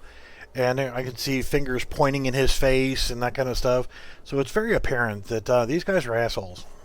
And, well, even though I'm off duty, I am part of the private security force that takes care of this island. So I roll over and lay my bike up against the railing, and I step in between the general manager and these two guys, and I'm like, is there a problem here? And I'm turning and face the general manager, and he's like, these guys won't let me get off the dock to get to my vehicle, and they're trespassing on private property. But I turn around and look at these two guys, and I'm like, you guys need to get off the dock, you're trespassing. I'm trying to be polite, and I'm like, this is public property. I'm like, no, it's not. You're on the island and the resort property, and yes, this is private property. You are trespassing. Leave. We're not going anywhere, and you can't make us. Oh, really? I didn't say anything after that, and I went ahead and picked up the first one by his testicles and his throat, and I threw him off the dock.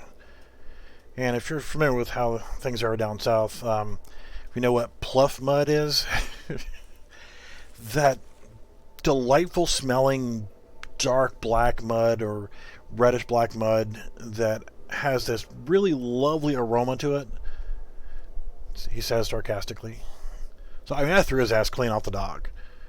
And look at the other guy. I'm like, you want to join him or are you going to get off the dock? So he took off running. Yeah, general manager loved me after that. Actually got called to his office one day after that. And we were even better friends after that happened because he always knew that I had his back no matter what.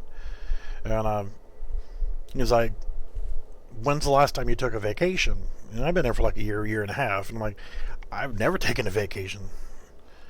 Never taken any time off. I think I've had one sick day in a year and a half. He's like, yeah. Why don't you call your girlfriend, have her come down, and you guys just have a week on the house as guests. Not as an employee, not as an employee discounts, no, as a 100% guest, everything, drinks included, whatever you want, just take a week. So I called my girlfriend, I said, you need to get your ass down here.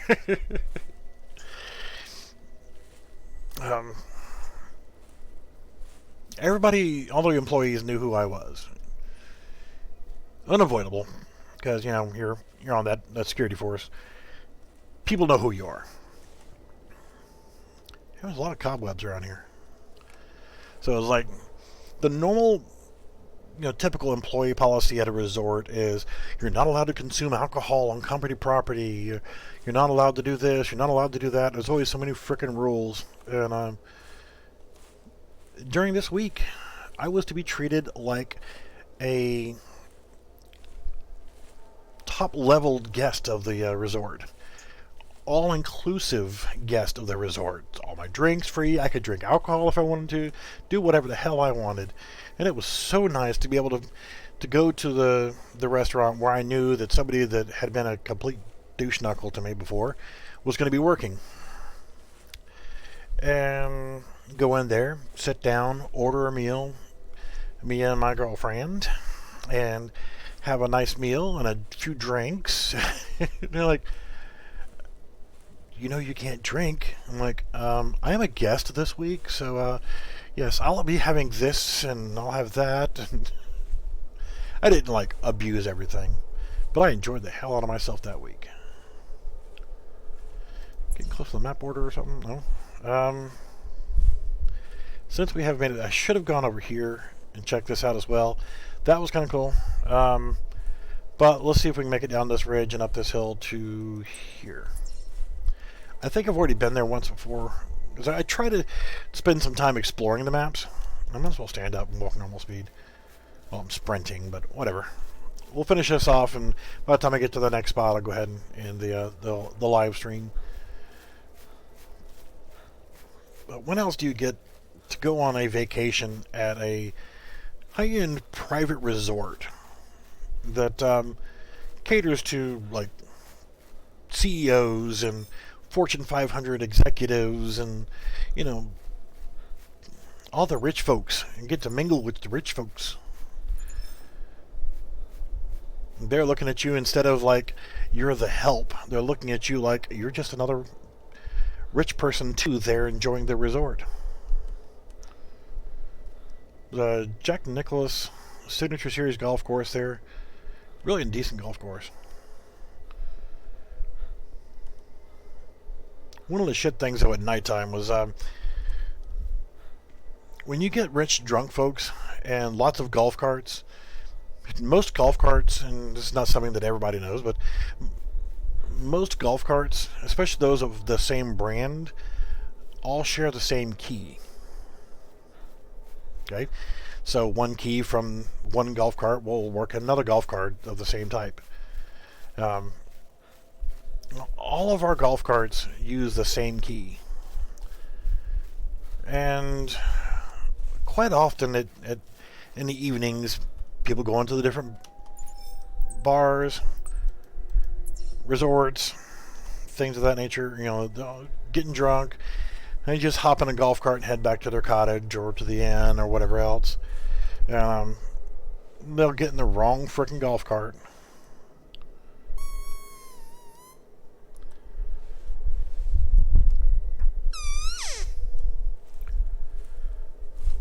I'll stick to that call. So that was kind of a common thing. See if I can call him across from the water. Because this is not a bad shooting location. I'll be able to see him and have a decent shot. Hopefully.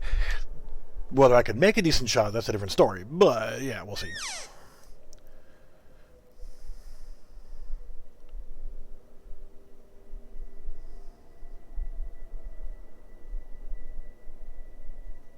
Come on, Poochie dog.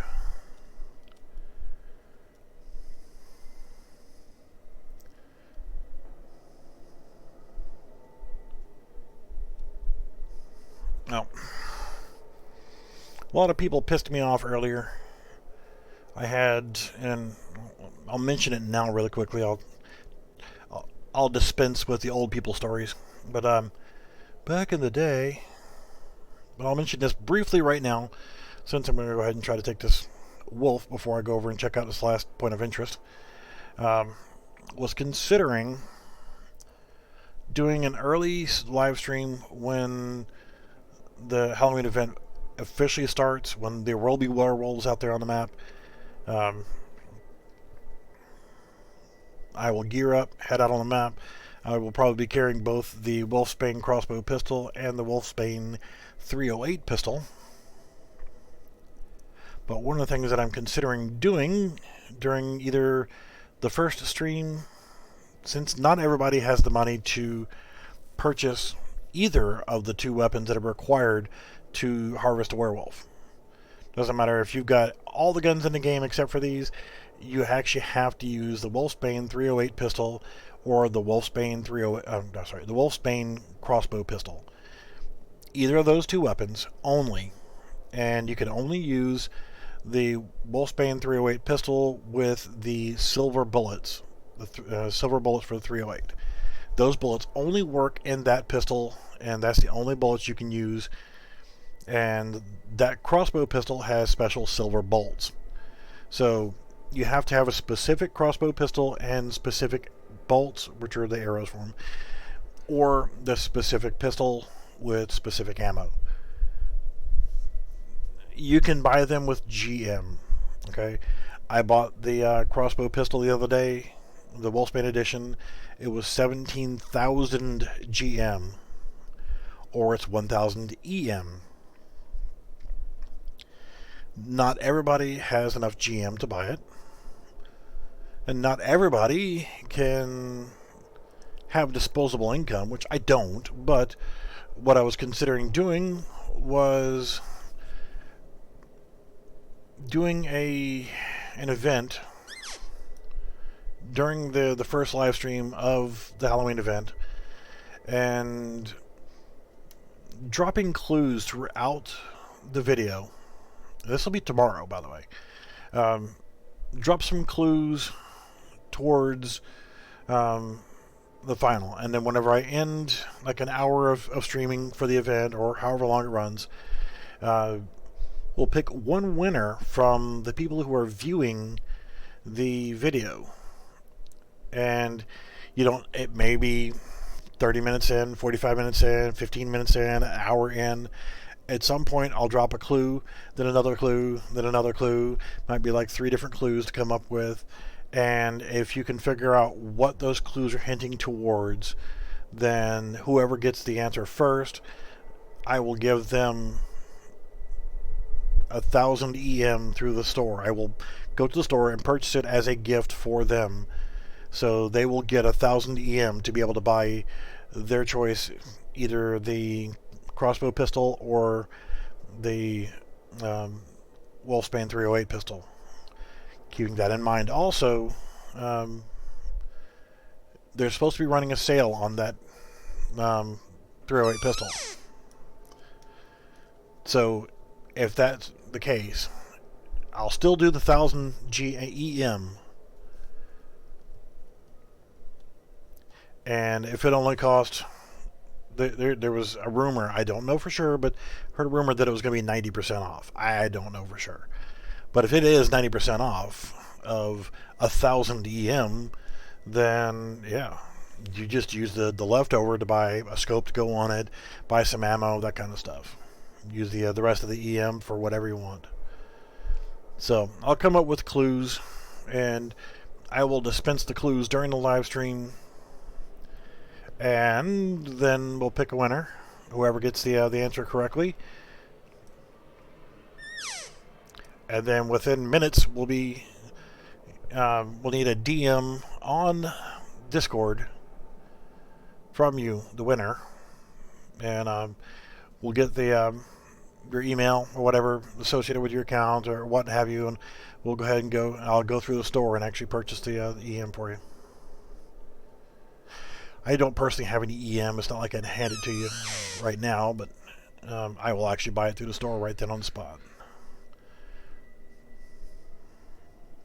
So giving away 1,000 EM, that's a good way to get people to watch, right?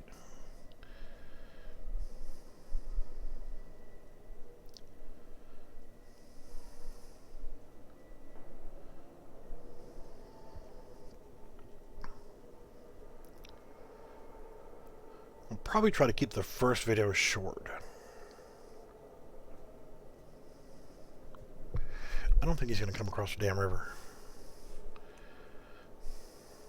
He or she.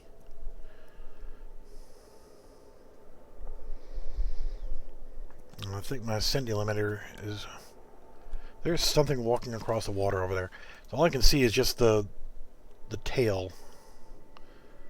Elk female? No. Mule deer buck.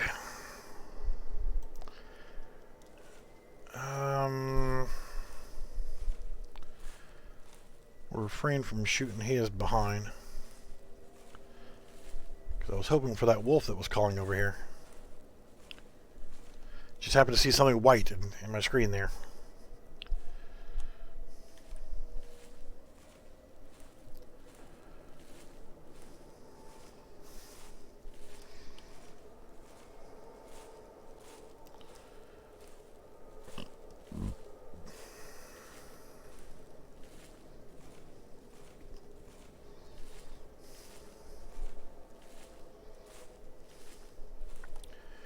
Will I be able to cross the water? We'll cross over here.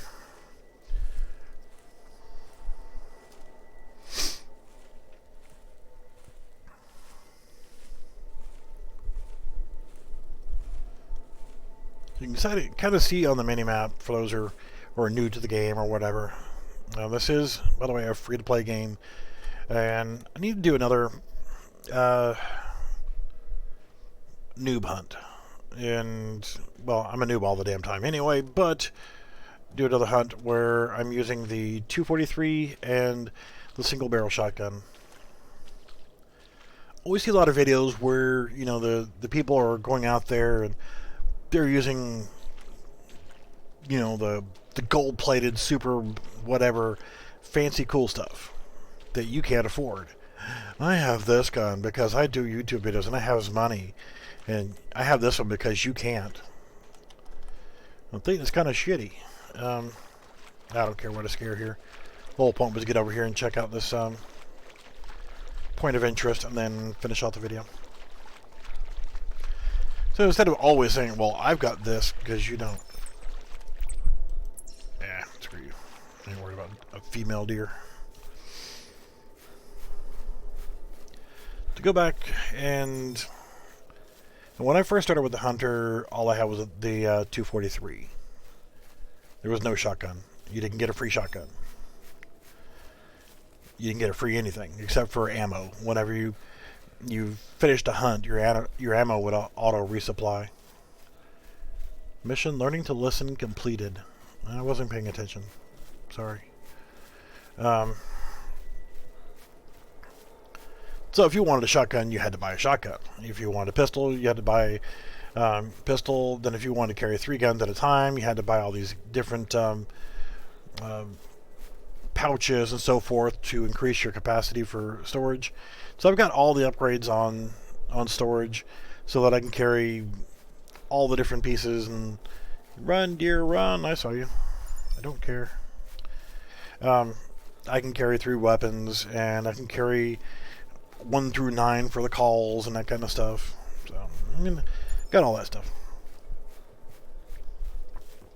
But to be able to go back old school, utilize the starting weapons, and do a hunt, and show that it is possible. Okay, well, I have not been here. We'll check this out, and then I'll wrap it up. There's another building over there. Yeah. Alright, devs, you need to decorate these houses too. Make it special to find them, other than it's cool to find these other buildings. It'd be even cooler if you can go inside, but like you did at the lodge, you put a ghost and stuff like that. Put a corpse in here, or someone hanging a deer, or, well, I don't know, smooth out your terrain when you place objects down so that you don't have your buildings hovering in the air. Your fence clipping up against the building. I guess it's kind of made to look like it's attached there. Okay. But yeah, your building's kind of hovering in the air there. Damn collision boxes. Figured I might be able to low crawl and get underneath there.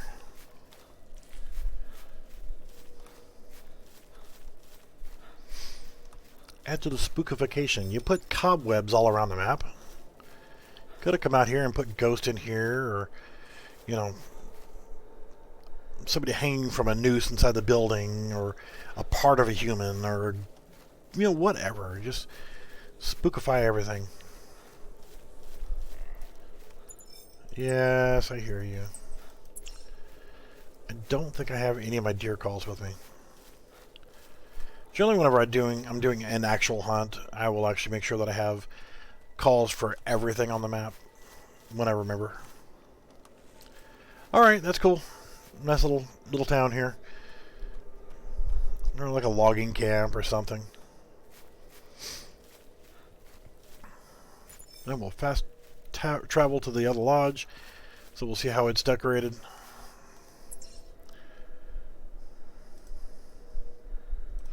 And then we will get out of here. I got to go check on stuff around the house. What is that on the...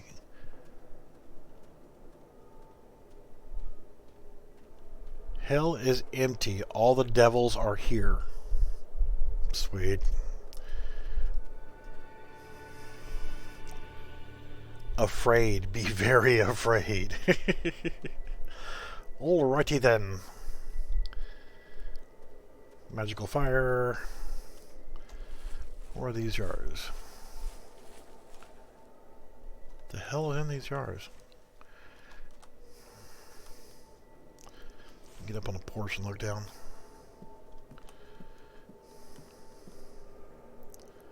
Guess it's like glowing blood or something with giblets in it.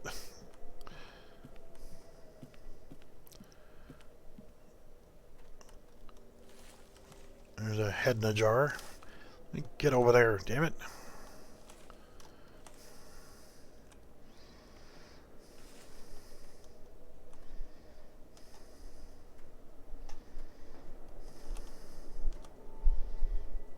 It's kind of hard to see, but it's a head in a jar. Stand up. Gravestones. And pay attention to the pumpkins over here, stacked up like snowmen.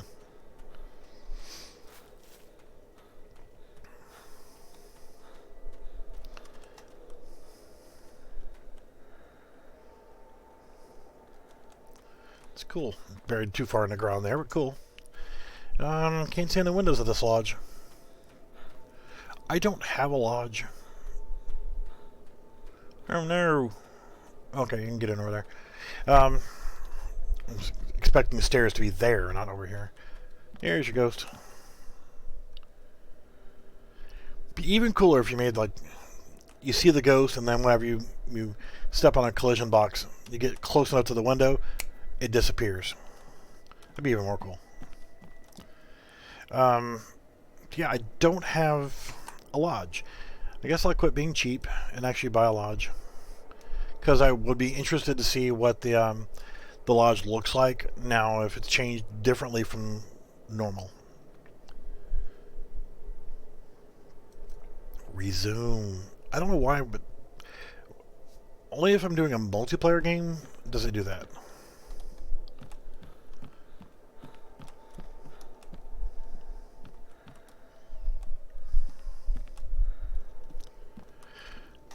Got good stories about this, but I'll save some of the other stories for the stream during the event. Spooky stuff and cool stuff to deal with that kind of stuff. Is this another archery range? Archery addictions. Okay.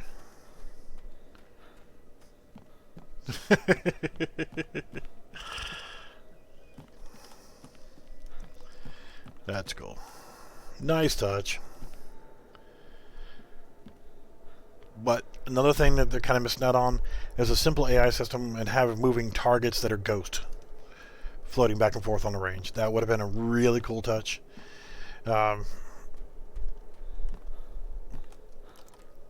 These targets are just normal.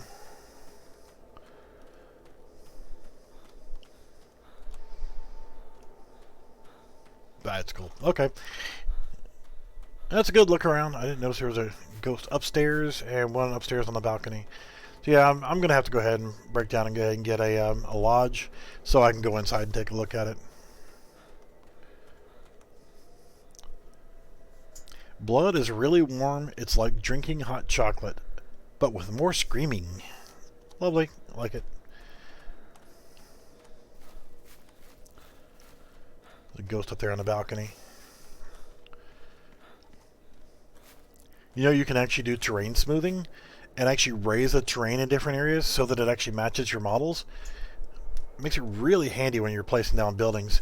You want stairs to be aesthetically pleasing. Or you can actually put other stuff there to make it look like the stairs are extended. Or just make longer stairs. Just saying, you know. Getting thinking like a game developer. Alright, we're going to wrap it up. Some really cool stuff to look at. I didn't expect for this map to already be set up for the Halloween event a day early.